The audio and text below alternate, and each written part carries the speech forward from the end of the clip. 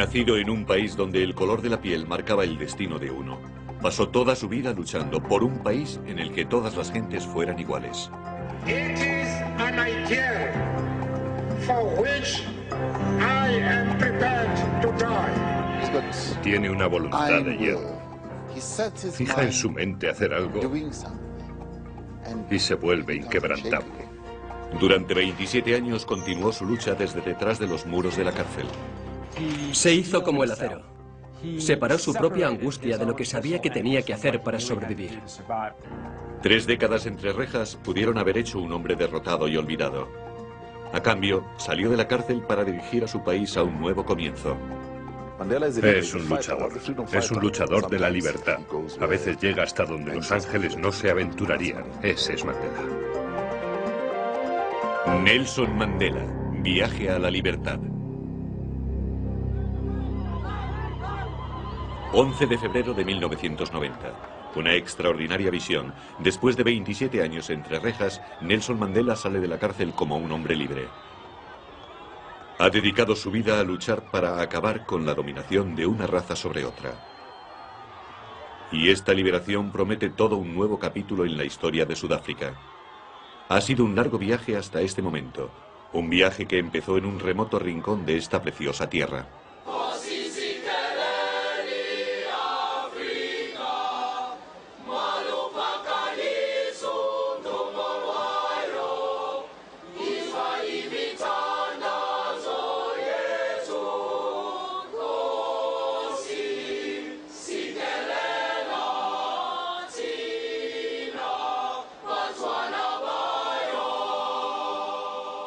La región de Transkei de Sudáfrica es una tierra aislada de ondulantes colinas y chispeantes arroyos a lo largo de la costa del Océano Índico. Aquí, el 18 de julio de 1918, nació Nelson Mandela dentro de la realeza africana. Su padre, un jefe de tribu, llamó a su hijo Rolihlahla, que significa alborotador. El mundo del joven fue totalmente africano, invariable durante cientos de años. Creció en un mundo aparte. Básicamente era un mundo africano. No creció entre blancos y no tenía el sentimiento de inferioridad que tienen muchos africanos, porque era todo su mundo. Era el mundo de su madre y de su padre. El mundo de su aldea. Era una sociedad ritualista. Las familias importaban. Era un vaquero. Iba a pastar el ganado por las mañanas. Bebía la leche de las ubres de las vacas. Era la existencia más simple que puedan imaginarse. Su padre era rico según el promedio local. Tenía suficiente ganado como para pagar a 4 esposas que le dieron 13 hijos. Su tercera esposa, la madre de Rolihlahla, vivía en una aldea cercana y allí el joven pasó los primeros años de su niñez. Era un mundo idílico. Era un vaquero. Se peleaba con un palo con otros chicos y era muy buen luchador. Al anochecer robaban harina de maíz o mazorcas y las asaban bajo las estrellas. Pero existía otro mundo más allá de esa aldea, el mundo de los blancos, del que el muchacho sabía lo suficiente para temerlo. Él, siendo niño, veía a los blancos como dioses que venían desde otro lugar que él no conocía y que ocasionalmente les visitaban y les miraba con temor y respeto, porque veía la forma en que los mayores e incluso su padre trataban a los blancos, y supo, de la forma que intuyen los niños, que algo ocurría, algo que le daba un poco de temor y de miedo. Rolihlahla tenía solo 7 años cuando ese mundo blanco le causó un fuerte impacto. Su maestro negro decidió que necesitaba un nombre más conveniente para la sociedad blanca. En su primer día de clase, el maestro le preguntó su nombre y él dijo: "Me llamo Rolihlahla Mandela". Y el maestro se revolvió un poco y dijo: "Bien, yo te llamaré Nelson". Aquella noche, cuando llegó a su casa, le dijo a su madre que su nuevo nombre era Nelson, y su madre no fue capaz de pronunciarlo, así que mucho menos llamarle así. Pero en el colegio y en el mundo blanco, a partir de entonces, se llamó Nelson. Para Nelson, la idílica vida de niño de aldea terminó bruscamente cuando solo contaba 9 años. Su padre murió y fue separado de su madre para vivir en el gran lugar, bajo la custodia del regente, el que dirigía el destino de los Tembu, donde crecería para ser un dirigente. Para él fue como la ciudad de Esmeralda, el país de Oz. Fue fantástico. Iba más allá de su imaginación lo grande que era ese lugar. Allí era donde era el rey, el regente. Vivía, y él fue allí y se quedó, ya sabes, asombrado de aquella grandeza. El gran lugar era el centro de la vida de los Tembu. Cuando tenían que resolverse asuntos, los jefes de las zonas lejanas se reunían aquí para encontrarse con el regente. Y Nelson observaba todo esto con admiración y respeto, porque todos esos jefes eran grandes hombres, eran muy elocuentes y fuertes. Y cuando tenían estos encuentros, cada uno de ellos hablaba por turno. Muchos de ellos criticaban al regente severamente y a Nelson como niño le sorprendía mucho, y eso se convirtió para él en un símbolo de lo que debía ser una democracia. El regente crió a Nelson como a su propio hijo y le encaminó para ser un consejero del nuevo rey. Para su educación, Nelson fue enviado a un internado de élite. Cuando terminó el internado, le mandaron a la Universidad de Fort Hare, el Harvard de los negros de Sudáfrica. Allí se enfrentó con su primer dilema moral. Fue elegido como representante de los estudiantes en una votación que él consideraba injusta. Cuando rechazó el puesto, fue expulsado. El asunto fue de gran relevancia, pero Nelson lo vio como una cuestión de principios y no cedió. Su inquebrantable determinación por seguir su sentido de la justicia le caracterizó el resto de su vida. A la edad de 21 años, Nelson regresó a Transkei y descubrió que el regente le había buscado una novia. Nelson se sobresaltó. No estaba preparado para una vida de matrimonio, ni tenía intención de casarse con una chica local, así que se marchó a Johannesburgo. En 1941, Johannesburgo le abrió los ojos sobre la auténtica Sudáfrica. Aquí existía un mundo de injusticias debido a la separación de las razas. Era un mundo al que nunca antes tuvo que enfrentarse. Realmente creo que la eliminación y la relativa protección del principal peso del racismo de los blancos le habría salvado del impacto decisivo que el impacto psicológico que muchísimos negros sudafricanos sufrieron en su época. En 1941, Sudáfrica no era solo un país de africanos dirigido por blancos. Era un país en el que los africanos se veían forzados a enfrentarse a su disminuido estatus cada día de su vida, de la mañana a la noche. La separación de los blancos definía totalmente la vida de los africanos, desde el hospital donde nacían hasta el autobús que les llevaba a casa en la ciudad donde vivían o a la escuela donde acudían. Cuando llegó a la edad adulta, su trabajo era el único entre los africanos, su casa la única entre los africanos, el tren que le llevaba a trabajar era únicamente para africanos, podían pararle en cualquier momento, en cualquier lugar, y obligado a mostrar su pase y documentos en los que se reseñaban las zonas donde podía entrar. Por primera vez en su vida, Mandela se vio a sí mismo como un hombre negro en una sociedad blanca. De una forma extraña, el racismo de la ciudad le definió como a un hombre negro. Y de alguna forma empezó el fuego interno del resentimiento que finalmente condujo a una rebelión en toda regla. Muy pronto, después de su llegada a Johannesburgo, cuando buscaba trabajo, le presentaron a Walter Sisulu, un prominente hombre de negocios africano, activista del Congreso Nacional Africano. Me impresionó al instante su porte, su manera de acercarse, y era brillante. Era un joven muy despierto. Sisulu se percató de la fuerza que como líder podía ejercer.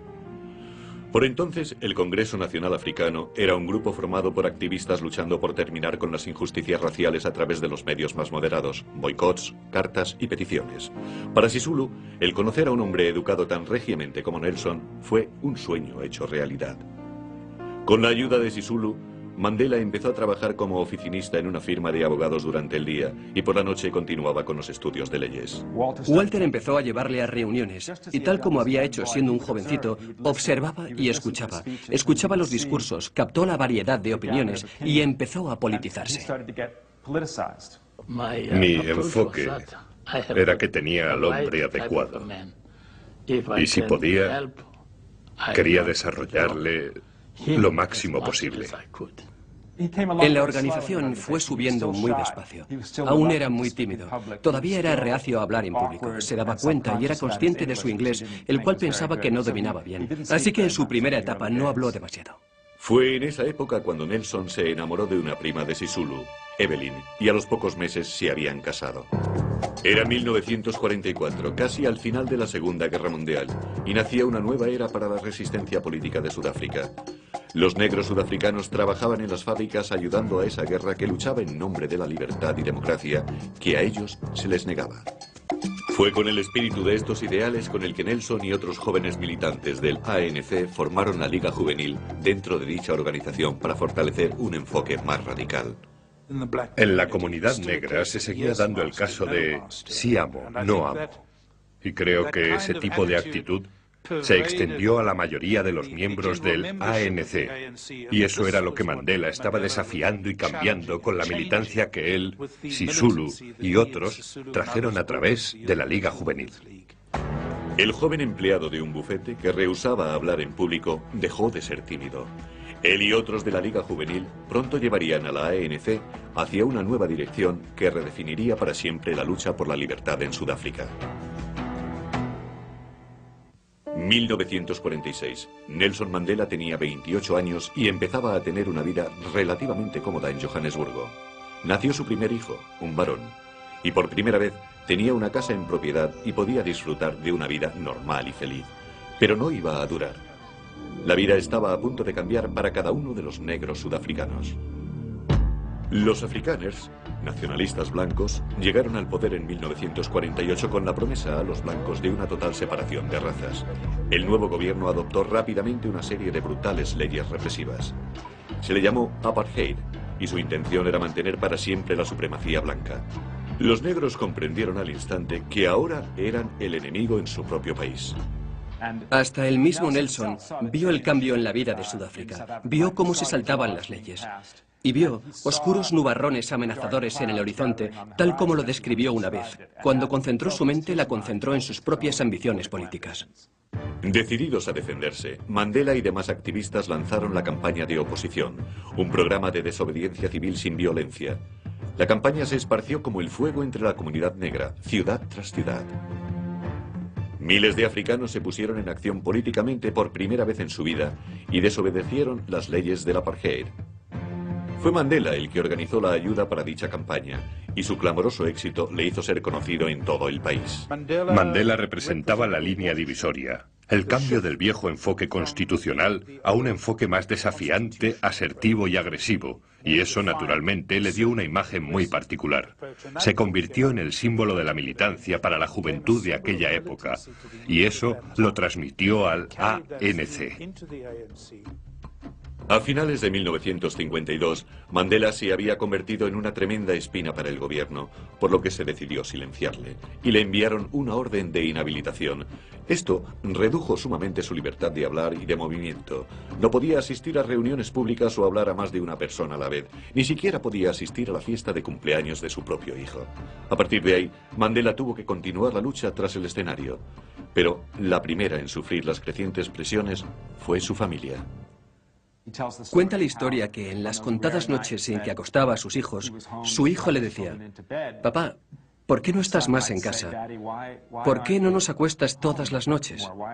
Y él tenía que decirles esas tremendas y horribles cosas, según él, de que en el mundo había cientos, miles de niños más y que él también debía preocuparse por ellos. Mandela luchó contra el apartheid, no solo políticamente, sino profesionalmente. Él y su amigo Oliver Tambo fundaron el único bufete de abogados negros de Sudáfrica. Eso era como la meca de todas las personas negras de Sudáfrica que tenían problemas legales. Solo tenían ese bufete de abogados y la gente iba a visitarles. Para entrar cada día en su despacho, tenía que pasar a través de docenas de personas que esperan en el vestíbulo para verle. Era el joven mejor vestido de todos nosotros.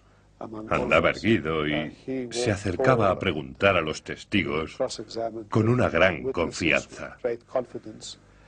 Eso preocupaba a algunos de los magistrados ante los que normalmente comparecía. Pero Mandela soportó tanto racismo en los juzgados como lo hacía en las calles de Johannesburgo. Tuvo testigos blancos en procedimientos que rehusaron o trataron de rehusar ser preguntados y contestar a un hombre negro, ya que nunca habían sido cuestionados por ningún hombre de color. Nunca habían tenido una relación de confrontación con un hombre negro que, de hecho, tuviera alguna autoridad sobre ellos. En aquella época era algo revolucionario. Mientras tanto, el gobierno continuaba imponiendo implacablemente el apartheid y aplastando cualquier oposición. Comunidades enteras fueron obligadas a salir de sus hogares, a veces a punta de pistola, y realojadas en zonas áridas a las afueras de la ciudad. Pero mientras la represión aumentaba, lo mismo hacía la voluntad de Mandela.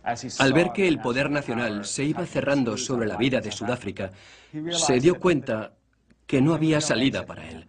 Ese era su destino y las cosas solo iban a ponerse aún peor. Ahora ya no podía escapar, ni tampoco lo quería. Las 24 horas al día Mandela luchaba contra el apartheid de todas las formas posibles. Su vida entera se consumió en esa lucha. Entonces, en diciembre de 1956, el Estado finalmente movió ficha. En una redada por todo el país, la policía detuvo a Mandela y a 155 activistas más y les acusó de alta traición.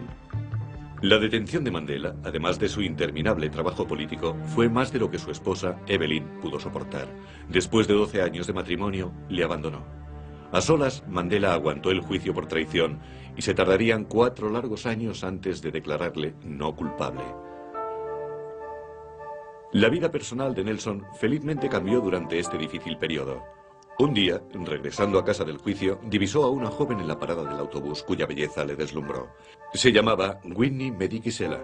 Se las arregló para concertar una cita con ella y al finalizar dicha cita decidió que se casaría con ella. En un aspecto, Winnie era, en parte, una mujer moderna, cosa que nunca fue Evelyn. Winnie fue, de alguna manera, una de las primeras mujeres modernas africanas. Era independiente, tenía su propia opinión sobre las cosas. Y él vio en ella, en lo que se convertiría más adelante, en una mujer animada, independiente y fuerte. Y eso le gustó. Quería a alguien que se sintiera a su igual.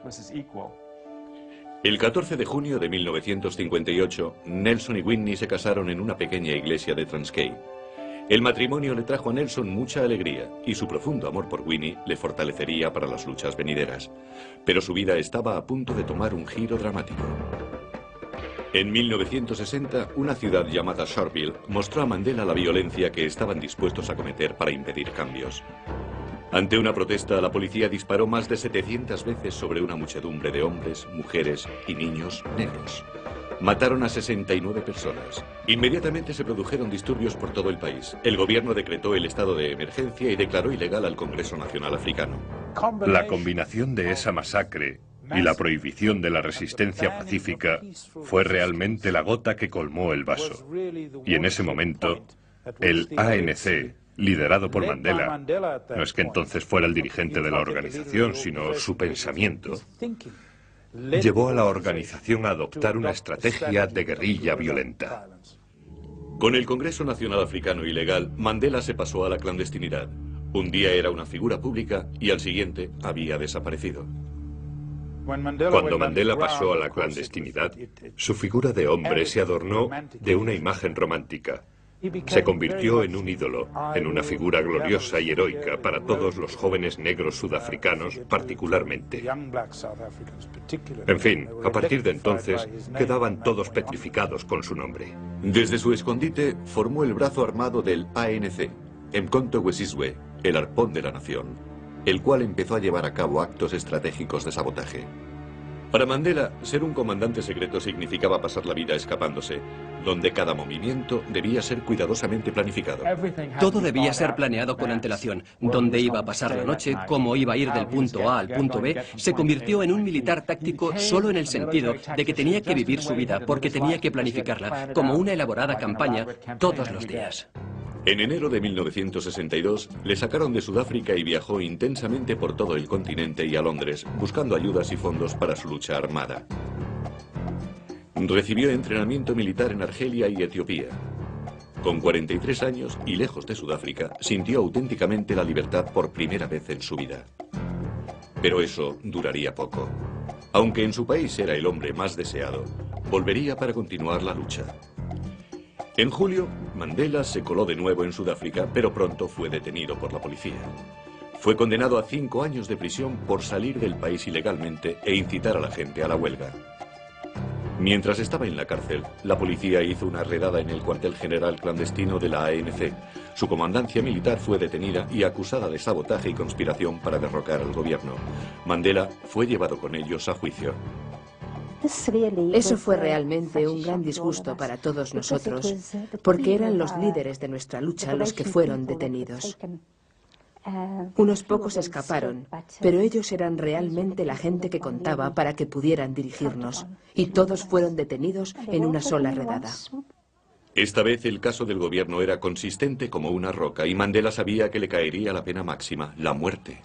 Y así es como fuimos a juicio. esperando lo peor. Y su actitud durante todo el proceso fue prepararnos para esa eventualidad. Tanto que, como el juicio era muy rígido, nos volvió a persuadir de que, incluso si nos sentenciaban a muerte, nosotros no debíamos presentar una apelación. Mandela vio en el juicio su última posibilidad para contar al mundo sobre la Sudáfrica en la que él vivía y con la que él soñaba. Lo que intentaban hacer era condenar todo el sistema de Sudáfrica. Mandela dijo, quisiera llevar a juicio a Sudáfrica, quisiera llevar a juicio a los opresores. En realidad, se declararon culpables de las acusaciones, pero dijeron, sí, pero vosotros sois los auténticos criminales. Así que Mandela rehusó defenderse a sí mismo. Una defensa legitimaría el caso del Estado. En su lugar hizo un apasionado discurso al tribunal que duró 4 horas. Mandela terminó su discurso con quizá sus palabras más famosas. He luchado contra la dominación blanca y he luchado contra la dominación negra. He soñado con un ideal de sociedad democrática en la cual todas las personas vivan juntas en armonía y con igualdad de oportunidades. Es un ideal que me hace querer vivir para conseguirlo, pero si es necesario, es un ideal por el que estoy dispuesto a morir. Esas serían las últimas palabras que expresaría en público durante casi 30 años. El 12 de junio de 1964, en la Corte Suprema de Pretoria, Sudáfrica, Nelson Mandela, de 45 años, fue condenado con otros 7 más por conspiración para derrocar el gobierno. Fueron sentenciados a cadena perpetua para ser cumplida en Robben Island, el Alcatraz de Sudáfrica, una isla rocosa y árida, rodeada de un mar embravecido, a 12 kilómetros de la costa Ciudad del Cabo. Nos lo dijeron claramente. Nuestra misión es doblegar vuestro espíritu. Y eso es lo que vamos a hacer. Dentro de 5 años, nadie se acordará del nombre de Mandela. Robben Island era un lugar inimaginablemente duro, totalmente aislado del mundo exterior, un lugar donde la vida y el tiempo parecían congelarse. Aquí no se permitían los relojes, ni periódicos. Las luces estaban encendidas las 24 horas al día. En su primer año de estancia, a Nelson solo se le permitió una visita de su mujer, Winnie. Pasarían otros 2 años hasta que pudiera volver a verla. Y pasarían 20 años hasta que tan siquiera pudiera tocarle la mano. En Robben Island, el apartheid era incluso más brutalmente impuesto que en el exterior. Incluso en las necesidades básicas de la vida, Mandela y los otros prisioneros negros recibían lo mínimo de todo. Cuando tuvimos que ponernos la ropa de la cárcel, a ellos les dieron a todos pantalones cortos y a mí me los dieron largos. A ellos no les dieron calcetines.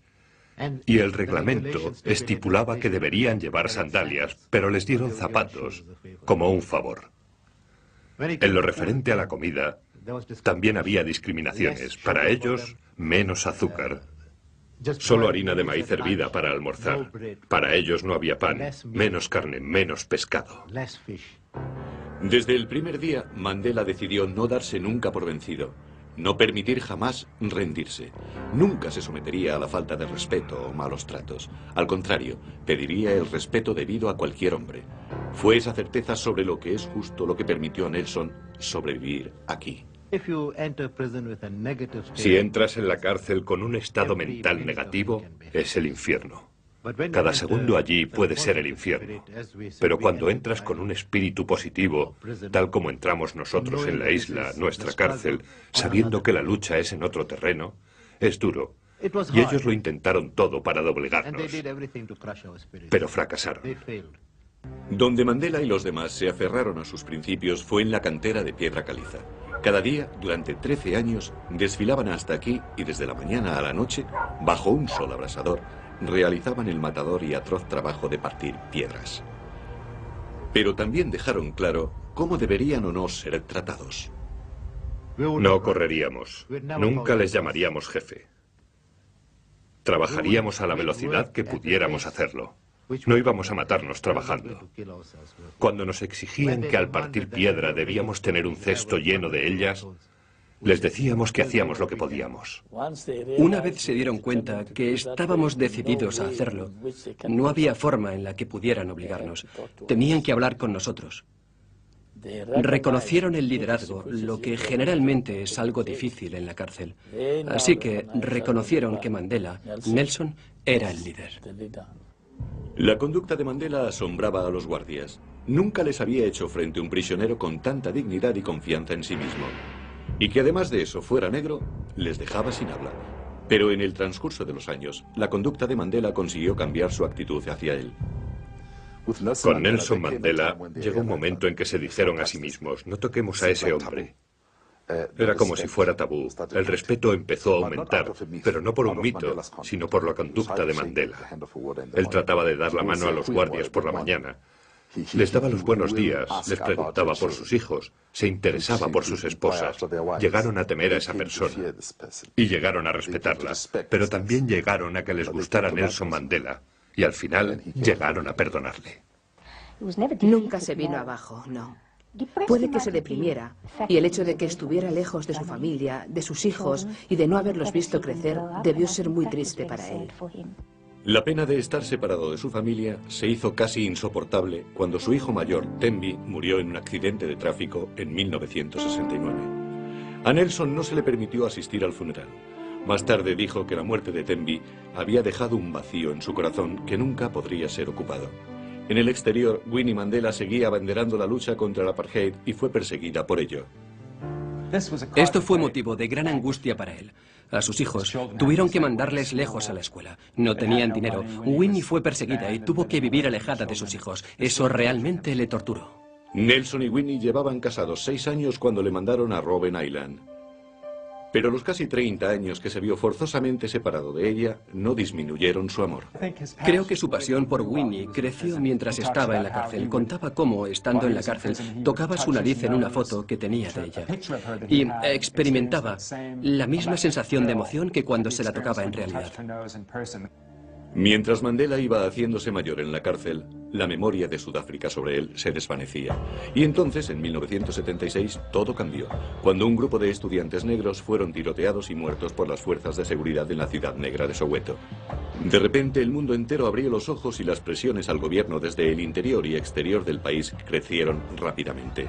A mediados de los 80 el impulso para el cambio era imparable y entonces Nelson Mandela se convirtió en el símbolo de ese cambio y el grito por su liberación fue como una peregrinación por todo el mundo para todos los que se oponían al apartheid. Nelson Mandela iba más allá de la vida. Era un símbolo para todos nosotros. Era una inspiración. Nos manifestábamos por él, con su nombre. Queríamos ser como él. Queríamos darlo todo por esta lucha. El país era ahora un tumulto, su economía casi colapsada. Sudáfrica se convirtió en una nación paria para el resto del mundo. El gobierno sabía que tendría que tratar con Mandela más tarde o más temprano. Su peor temor era que muriera en la cárcel, haciendo de él un mártir de la causa. En 1985 se tomó un paso decisivo. Se liberaría a Nelson Mandela si él renunciaba a la violencia, pero él rechazó la oferta categóricamente. My father says, I cannot and will not give any undertaking at a time when I and you, the people, are not free. Pero Mandela también vio claramente lo mucho que el gobierno lo necesitaba. Mandela vio el ambiente del cambio. Vio el odio sobre el cual se sustentó el apartheid por todo el resto del mundo. Vio que cambiaba la situación y que cambiaba a su favor. También vio que el gobierno abría algo a la mano. El gobierno buscaba una vía para salir de ese lío. En 1985 Mandela entabló reuniones secretas con el gobierno que durarían 5 años. Reuniones que sentarían las bases para el inevitable final de toda la supremacía blanca. Muy despacio el gobierno empezó a preparar a Mandela para su eventual libertad. Ahora sabemos que por aquel entonces Mandela era, de hecho, llevado por todo el país, preparándolo silenciosamente para su liberación, ya que había sido apartado de la vista de toda una generación. Nadie sabía cómo era. Apareció en playas, entró en tiendas, pero nadie le reconoció. En fin, realmente era una de las más extraordinarias situaciones. Todas las personas del mundo conocían su nombre, pero él podía andar por las calles de Ciudad del Cabo y no ser reconocido. En septiembre de 1989, con la elección del pragmático de Klerk como presidente, los acontecimientos empezaron a ir más rápido de lo que se esperaba. Al cabo de un mes, Walter Sisulu y los demás encarcelados por traición fueron liberados. Al cabo de 2 meses, el gobierno empezó a anular las leyes del apartheid. A principios de febrero de 1990, el ilegal ANC fue declarado legal. Y luego, el de ese mismo mes, noticias electrizantes. I am now in a position to announce that Mr. Nelson Mandela will be released at the Victor Verster prison on Sunday, the 11th of February, at about 3 p.m. El ambiente en el país esa noche fue indescriptible. Al día siguiente, una leyenda. El hombre más famoso en Sudáfrica, pero un hombre que no había sido visto en casi 30 años, aparecería a la luz del público para cambiar la historia de la nación.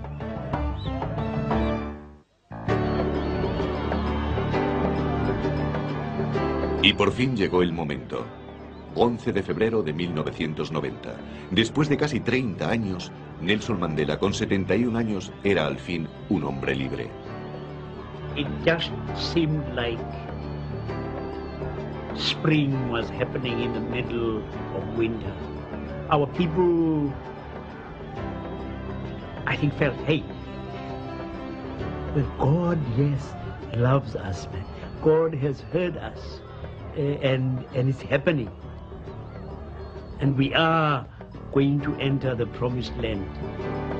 En el país hubo una explosión de celebraciones. En Ciudad del Cabo, más de 500.000 seguidores blancos, negros, jóvenes y viejos abarrotaron la plaza principal para oírle hablar por primera vez en casi 3 décadas.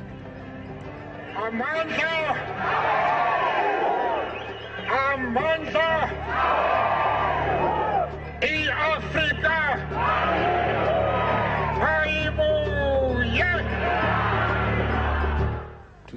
Oír a ese hombre que había estado apartado de nosotros durante todos esos años fue una de las sensaciones más fuertes que sentimos la mayoría de nosotros. Para mucha gente fue un sueño hecho realidad.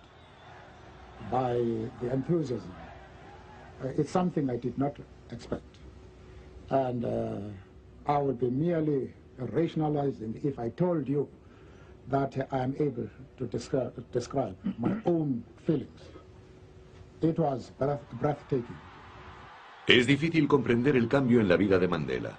Ha pasado la mejor parte de 30 años en las entrañas de una cárcel de Sudáfrica.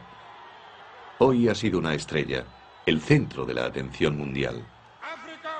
Quizá porque nunca dudó que ese día llegaría, lo sobrellevó todo con extraordinaria dignidad. Mandela entendió lo mucho que contaba él para Sudáfrica.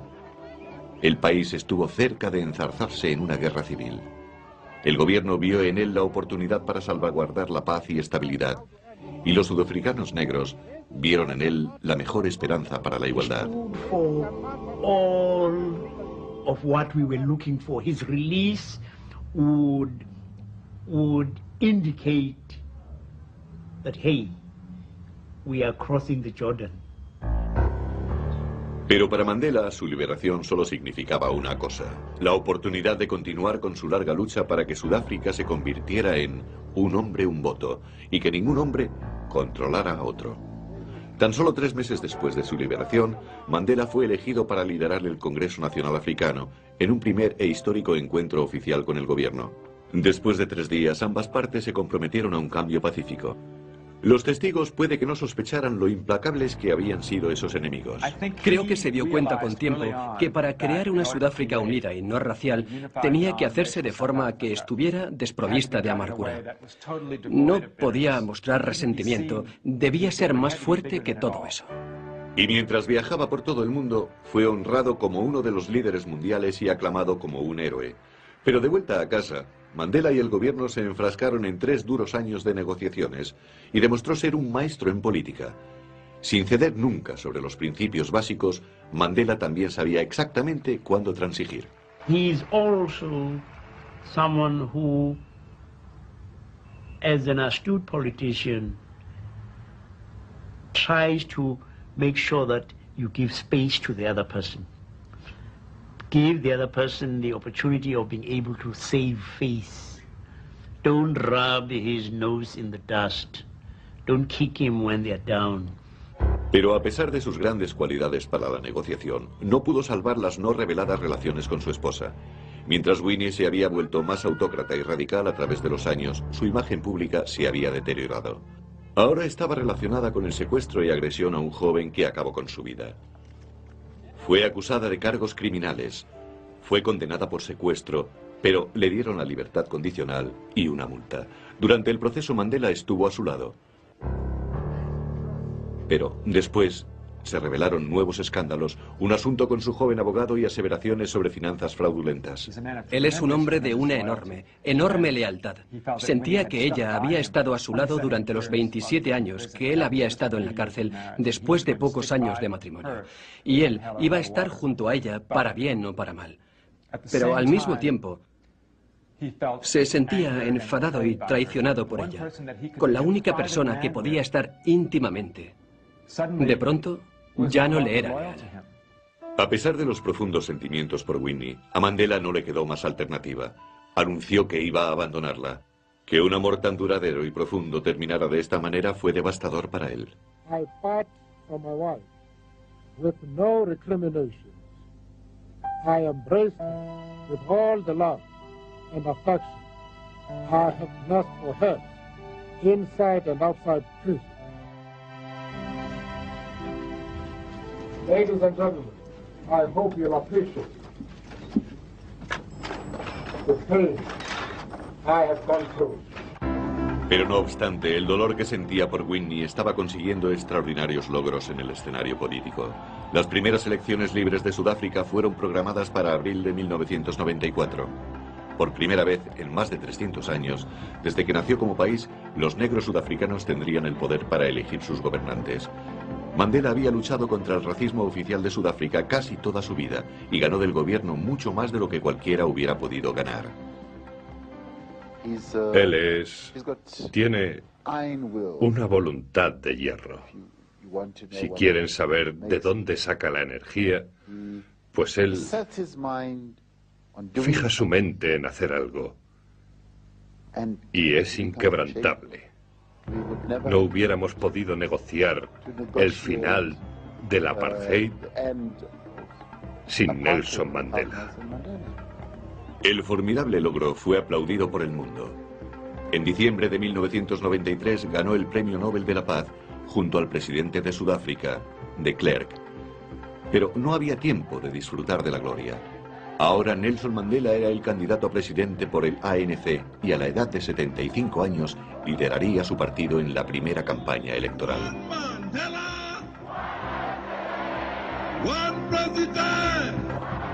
Según las apariencias, parecía un hombre con la mitad de años. Su energía parecía ilimitada mientras recorría todo el país. Por fin llegó el día de las elecciones. El 27 de abril de 1994, los negros de Sudáfrica se congregaron a millones para votar. En algunas zonas los votantes permanecieron en fila al sol durante 3 días para ejercer su recién estrenado derecho. Ante la sorpresa de nadie, el Congreso Nacional Africano se hizo con la victoria, con Mandela a la cabeza. Creo que nunca dudó que el ANC llegaría algún día a gobernar. Sé que puede parecer una ilusión, pero esa era gran parte de su fuerza, la enorme confianza en sí mismo, una gran confianza en la organización y su gran fe en la inevitabilidad de la causa. 10 de mayo de 1994, en la Union Building de la capital de Sudáfrica, Pretoria, una vez el bastión del poder blanco, Nelson Mandela hizo el juramento como presidente. Never, never, and never again shall it be that this beautiful land will again experience the oppression of one by another. Let freedom reign. God bless Africa. De vaquero en Transkei, a prisionero y a presidente. Nelson Mandela prometía a Sudáfrica un nuevo comienzo. En mayo de 1994, Nelson Mandela se convertía en presidente de Sudáfrica en una victoria aplastante. Ahora se enfrentaba a la enorme tarea de reconciliar a la gente de un país dividido y satisfacer las esperanzas de la vasta mayoría negra. Los quehaceres del día a día eran desalentadores. Debería cumplir lo prometido y proporcionar casas a casi 7 millones de negros sin hogar, crear trabajo para los millones que no lo tenían, suministrar agua y electricidad a vastas áreas y lo que era vital para el futuro del país, dar educación a todo el mundo. En fin, se impuso la tarea de reinventar Sudáfrica. Mandela es un líder, es un luchador. Fue un luchador de la libertad y es una persona que puede tomar decisiones muy, muy difíciles. A veces llega hasta donde los ángeles les da miedo llegar. Ese es Mandela. Pero inevitablemente llevar a cabo sus promesas ha tardado más de lo esperado, aunque ya se han producido cambios en la vida de muchos. Ahora tienen garantizada asistencia médica a las mujeres embarazadas y a los niños hasta 6 años. Y cada escolar tiene garantizado un sándwich gratis para el almuerzo. Por lo demás, parece que la gente tiene la voluntad de esperar de momento, cuando menos. Ven a Mandela como a un hombre de palabra, cuyas promesas a la larga cumplirá. Incluso aquellos que dudaban de él, y muchos de los que tenían temor de sus reglas, están empezando a aceptar su liderazgo. I just think, that we are an incredibly blessed country. And of course, people now realize it. People who used to vilify him as a terrorist and so forth, everyone is eating out of his hand now. Everyone. Pero naturalmente Mandela también tiene críticas, y una de las más notables es Winnie Mandela. Le acusa de estar demasiado preocupado disipando los temores a los blancos. En marzo de 1995 Mandela la echó de su gabinete por no colaborar y un año más tarde su ruptura personal fue definitiva. Se divorció después de 38 años de matrimonio. Las exigencias de la presidencia han sido muy difíciles para Nelson Mandela. Tiene poco tiempo para sí mismo. Ha dicho que tenía más libertad en la cárcel que en su despacho. Pero las satisfacciones son considerables. Por un lado, pocos líderes mundiales han sido tan universalmente aclamados. Esto le da la oportunidad para mostrar al mundo que la democracia puede venir de los lugares más insospechados. Mandela igual está con reyes y primeros ministros que con mendigos en la calle. La mayoría de las veces su mano es estrechada por gente corriente, principalmente pobres. Los marginados, la gente que de otra forma nunca sería conocida. Ha estrechado miles y miles de manos y siempre dice que no hay que esperar que la gente te estreche la mano. Primero estréchala tú. Hoy en día Sudáfrica es un lugar inimaginable hace tan solo 10 años atrás. Entonces parecía una posibilidad real que el país terminara en una autodestrucción sangrienta. El que no sucediera y que un hombre encarcelado por su política durante la mitad de su vida haya sido el que ha traído la paz es una de las historias más extraordinarias de este siglo. Creo que Mandela deja un poderoso legado, que es una especie de cimiento para la nueva sociedad. Puede que vaya mal, pero estoy seguro de que nos ha dado una gran oportunidad. Este país podía haber acabado en un baño de sangre, a no ser por un hombre que ha sufrido más que ningún otro, saliendo de la cárcel diciendo, no siento rencor. Una de las principales lecciones de Nelson Mandela es una lección de valor, tanto físico como moral. Tuvo miedo muchas veces a lo largo de su vida, pero nunca lo demostró. Triunfó sobre sus miedos, comprendiendo que un líder tiene que demostrar valor. Y esta es una de las principales lecciones que Mandela nos ha enseñado. He held this country together when we could have been blown to smithereens. Gave us freedom.